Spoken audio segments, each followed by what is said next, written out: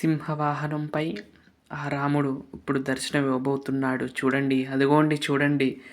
ఆ యొక్క సింహ వాహనారూఢుడై మనందరికీ కూడా అనుగ్రహాన్ని కలిగిస్తూ ఆ రామచంద్రుడు మనకి కనిపిస్తూ ఉన్నారు.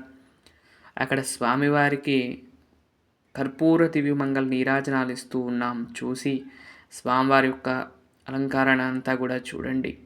సాక్షాత్తు రామచంద్రుడు ఈరోజు ఈ యొక్క సింహ వాహనారూఢుడై మనందరికీ కూడా దివ్య అనుగ్రహాన్ని కలిగిస్తూ ఉన్నారు. చూడండి, ఒక పక్కన 2 గొడుగులు అలంకరించుకుని అలా కదులుతూ ఆ శాంత నిలయంలో విహరిస్తూ మనకి దర్శనాన్ని ఇస్తూ ఉన్నారు. రామాయ రామచంద్రాయ రామచంద్రాయ వేదసే రఘునాథాయ నాథాయ సీతాయ పతయే నమః. ఆ రాముడు అలా కదిలి వస్తూ స్వామివారి ఆలయం ముందుకు రాగానే అక్కడ కర్పూర హారతి అందుకుంటూ అలా ముందుకు కదులుకుంటూ వస్తూ ఉన్నారు మనందరినీ కూడా అనుగ్రహించడం కోసం.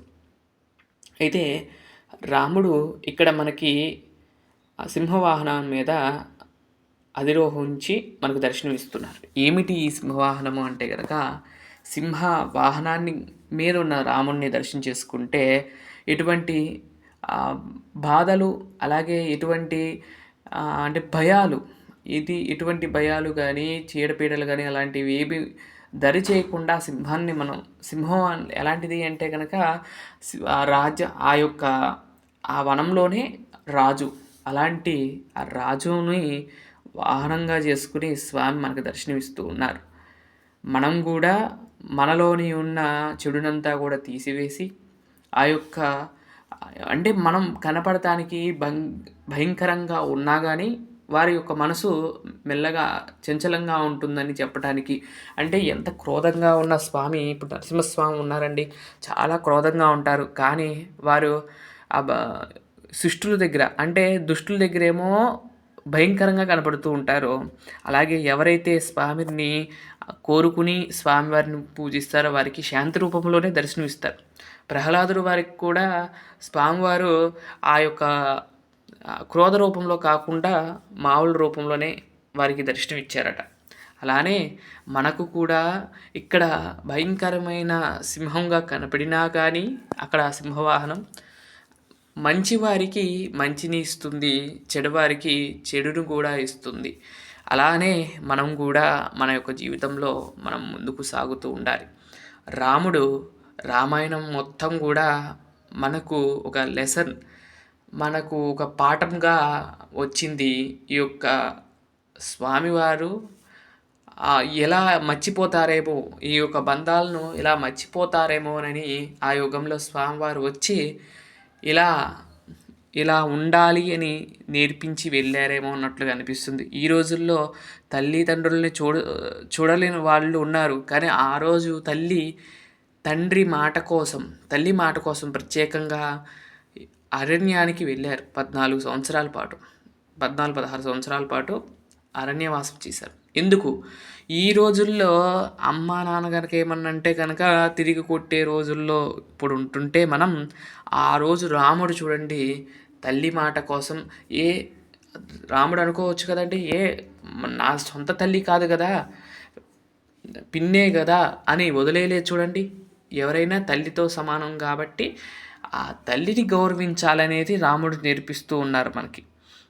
అది మంచి కావచ్చు, చెడు కావచ్చు, వారు చెప్పింది మంచో చెడు అయినా ఆలోచించలే. ఆయన తల్లి తండ్రి నాకు ఈ ఒక్క మాట చెప్పారు, ఈ మాటను అది తప్ప రైట్ అని కూడా ఆలోచించలేదు రాముడు. ఆ యొక్క వారు చెప్పగానే వెమ్మటే అరణ్యానికి వెళ్ళిపోయారు. అది ఇప్పుడున్న రోజుల్లో అయితే మనం ఆ పని చేయొద్దు అంటే అదే చేసే తత్వంలోకి వెళ్ళిపోయాం మనం. కానీ ఆ రాముడు చూడండి, ఆ రాముడి నుండి ముఖ్యంగా నేర్చుకోవాల్సింది అది, తల్లిదండ్రుల యొక్క గౌరవాన్ని నేర్చుకోవాలి.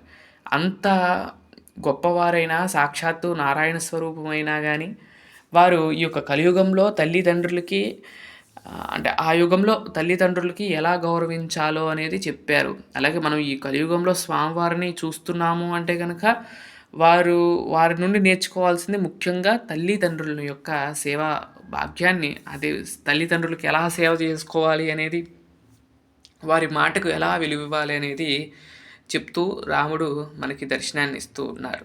ఇక్కడ క్రోధనరాముడుగా ఆ యొక్క సింహవాహనం మీద దర్శనాన్ని ఇస్తూ ఉన్నారు.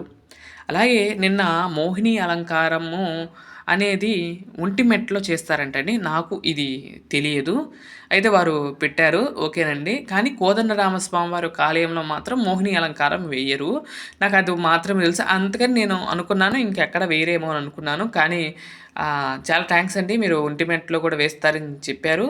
ఈ సంవత్సరం మాత్రం నేను తప్పకుండా ఆ వీడియో చూస్తాను. మోహిని అలంకారం వేస్తారనేది తెలీదు నాకు ఇంతవరకు కూడా. అంటే రాముల వారికి చేస్తారని తెలుసు కానీ కోదండరామస్వామి వారి ఆలయం వరకు మాత్రం మోహిని అలంకారం అయితే వేయరండి. అది మాత్రం తెలుసు. ఇక్కడ ఒంటిమెట్టలో వేస్తారనేది నాకు తెలీదు. ఈ సంవత్సరం మాత్రం చూసి నేను తెలుసుకుంటాను. చాలా థ్యాంక్స్ అండి. ఇలాంటి చిన్న చిన్న అంటే నాకు తెలియని మీరు చెప్తున్నారు. చాలా థ్యాంక్స్. అలానే చెప్పండి. నాకేమైనా తెలియకపోతే మీరు చెప్తూ ఉంటే నాకు కూడా తెలుస్తూ ఉంటుంది కాబట్టి మీరు తప్పకుండా మీరు చెప్పవలసిందిగా నేను కోరుకుంటున్నాను. ఎవరైనా నేను చెప్పే వాటిలో కొంచెం తప్పు ఉంటే వాటిని సరిచేసి మళ్ళీ పెడితే నేనైతే వాటి గురించి తెలుసుకుంటాను. ఇంకా ముందుకు తెలుసుకోవడానికి ప్రయత్నిస్తూ ఉంటాను కాబట్టి ఓకేనండి. మీరు చెప్పింది నేను చూసి చేస్తానండి. ఇదండి ఈరోజు వీడియో. స్వామివారిని సింహవాహనారూఢుడై మనకి దర్శనాన్ని ఇచ్చారు ఇప్పుడు దాకా కూడా. ఎలా అనిపించింది ఈ వీడియో అనేది తప్పకుండా కామెంట్ చేయండి. రాముని నుండి ఏమేమి నేర్చుకోవాలనేది రోజుకొకటి చెప్తాను. తప్పకుండా వీడియోలు స్కిప్ చేయకుండా చూడవలసిందిగా కోరుకుంటున్నాను. ఆ రాముడి యొక్క ఆశీస్సులు మీరందరి మీద ఎల్లప్పుడూ ఉండాలని కోరుకుంటూ నేను ఈ వీడియోని మీకు అందిస్తూ ఉన్నాను. చూడండి, ఆ సింహవాహనారూఢుడై స్వామి అనుగ్రహాన్ని కలిగిస్తూ ఉన్నారు.